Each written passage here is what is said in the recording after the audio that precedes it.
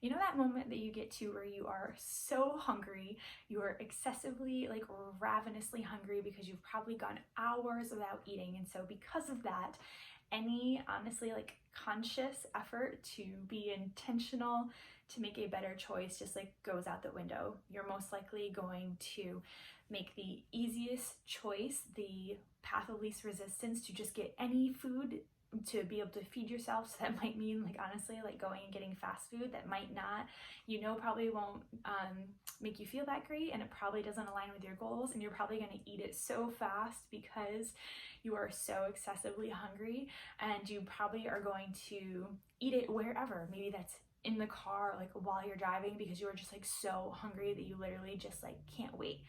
I call this getting past the point of no return, and we've probably all been there. But so today I want to make you aware of this place of no return, as well as take some steps to be mindful and conscious and intentional so that we don't get past this point of no return or get to this point of no return, so that we can, as a whole, be eating better consistently. We can be preparing ahead of time to be able to make good choices, to make choices that are going to help us to feel good in our bodies, to make us feel healthy, to give us the energy that we need to do the things that we want to do. So the first point is just being aware, like, okay, I totally know what this point of no return is.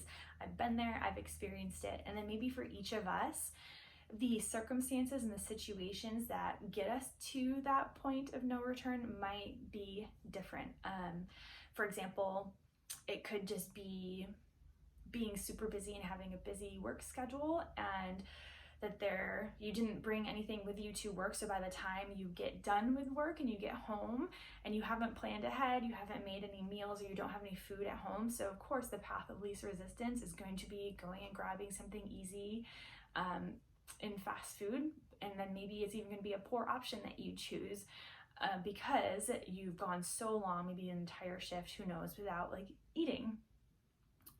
So knowing what situations or circumstances are common for you that get you to that point. Maybe it's that you forget to pack lunch, or you didn't pack lunch, or you didn't plan ahead for having lunch, so that you don't really have any options, but you're at this point of excessive hunger. So at work, you go and get something out of the vending machine that maybe isn't that good, or you eat the donuts that are on the counter that you know aren't going to make you feel good, but they're there and they're convenient.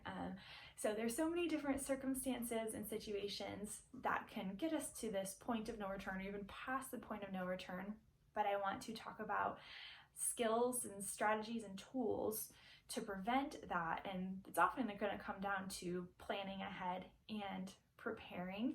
Also knowing yourself, having an awareness of when you get hungry, even what foods you like and that are going to be convenient, and just thinking ahead. So lots of things go into it, but the first is awareness of this point of no return, because the main point that I'm trying to get across in this video is that I'm really just so passionate about helping people make mindful, intentional, conscious choices when they're eating.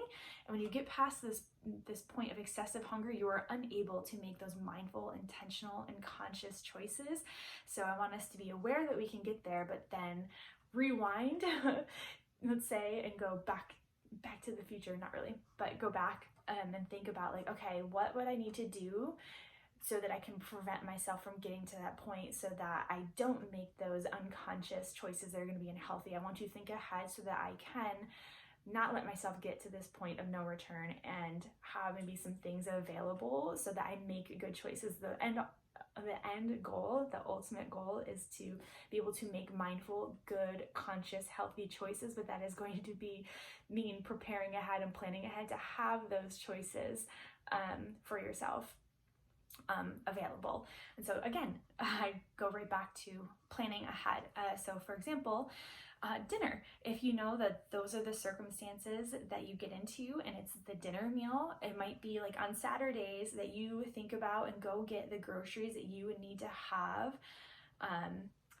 food at home available to you in the evenings, so that you don't go make a poor choice and you have food ready for you at home. But then it might also mean that not only are you planning your meals and getting the groceries maybe on Saturday, but on Sunday you're spending some time meal prepping and preparing those foods so that you have those foods during the week, maybe already ready for you, so you don't have to spend a ton of time during the week when you get home, because you know you're so tired. The last thing you want to do is cook dinner when you get home. So spend some time on Sunday in the beginning of the week setting yourself up for success for the week, and setting yourself up for mindful, conscious, good choices during the week, so that you don't get past this point of no return and just like order a pizza and have pizza for dinner and overeat it and eat it super fast in front of the TV.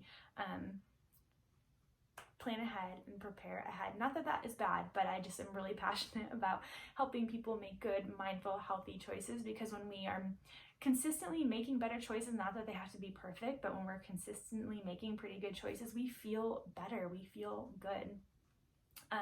And then so if you were to take that time on a Sunday to prepare ahead for the week, and again, it doesn't need to be hours, it can be simple, some simple things that you can do to prepare some food. I think about like having the discipline of just like taking an hour to cook some proteins and maybe preparing some vegetables, like chopping them up, or maybe even you do end up bulk cooking some either carbs and some vegetables or whatever it is. Doing some preparation on Sunday, that discipline is going to give you freedom the rest of the week.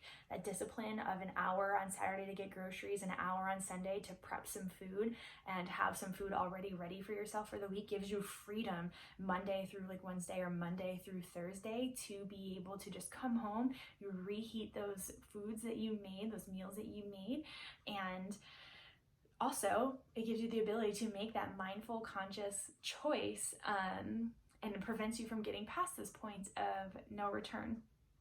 And the same could be said for things like lunch and breakfast. Honestly, if you're someone that typically you just like skip breakfast, so then when it comes to lunch, like you're so ravenous, and so then the choices that you make are probably not the best choices.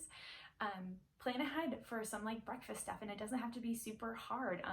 Plan ahead for what you might want for some breakfast foods on Saturday and go get them, and then you can have them available to you during the week.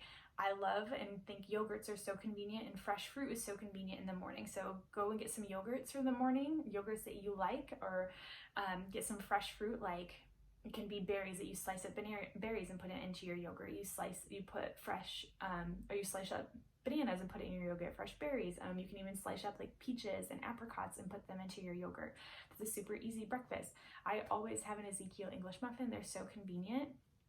And that's something that you could just, like toast, put a light amount of butter on it and like bring it to work with you. You could eat it cold. I mean, again, maybe that's not ideal because you want to eat it hot, but it's something and it's better than nothing, or whatever foods would be convenient for you. I think about hard boiling eggs. You can buy the pre-made hard boiled eggs for breakfast. It's got some protein, some fat, so maybe just choose some sort of carbohydrate that you would want to have. Maybe it's quick oats, if you will, or whatever it might be for you that you're going to enjoy, that's going to be convenient and work for your schedule. And then the same can be said for lunch. Like think about something that's going to be easy and convenient, and something that's going to be better than nothing.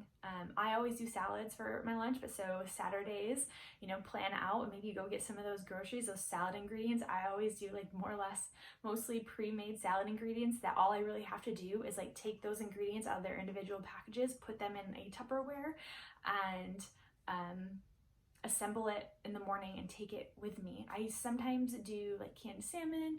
Sometimes I actually do cook like chicken to go in my salad. So there might be a little bit more prep in some of the ingredients, but again, thinking ahead of time, planning those things, and having maybe just like 5 minutes in the morning where you quickly assemble your breakfast, quickly assemble your lunch, and you take it with you so that you have those things ahead of time. And the point is, planning ahead of time, doing a little bit preparation, and then doing like maybe a daily ritual so that you have those things available to you for the week. And then also snacks, just identifying snacks that are going to hold you over. If you know that you're going to be out running errands for several hours, but it's probably going to be a point where you get hungry, and you want to prevent yourself from this point of no return, bring a protein bar with you, bring a protein shake with you, bring fresh fruit with you, bring some dates with you, identify some things that you know you like that are going to be convenient to bring with you that you can snack on while you are out. I love RX bars.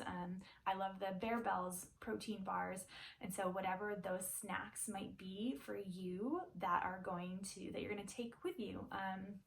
I often get muffins from Trader Joe's. I love those. They're like an afternoon little treat for myself. So I have my salads full of vegetables and beans and proteins for lunch, and then I'll either have like a muffin with that, or I'll have a muffin in the afternoon as a snack. And so it depends, but it all is about being mindful and intentional and making conscious choices. It's planning ahead and preparing ahead so that you don't get past this point of no return. Because once you get to that point of no return, all intention of making conscious, good, mindful choices honestly goes out the window. As time goes on and you have gotten better at eating better consistently and making better choices and on like a good schedule, there might be moments where you do get to that point of excessive hunger, but because you've developed like the skills and the practices that you might still be able to, even in that moment of excessive hunger, make a mindful choice, make an intentional, conscious choice of choosing something good or cooking or what have you. But trying to think ahead and be practical and plan ahead so that we don't get to that point. Because overall, I really just want people to be more mindful of their food choices. Good eating requires us, good nutrition requires us and asks of us to be aware and mindful about what we are eating, what we are doing with our food choices. Is not just about blindly following some plan that someone gives us, but about learning like what some good options and choices are, learning how to plan ahead and prepare and have some of these things on hand and think ahead.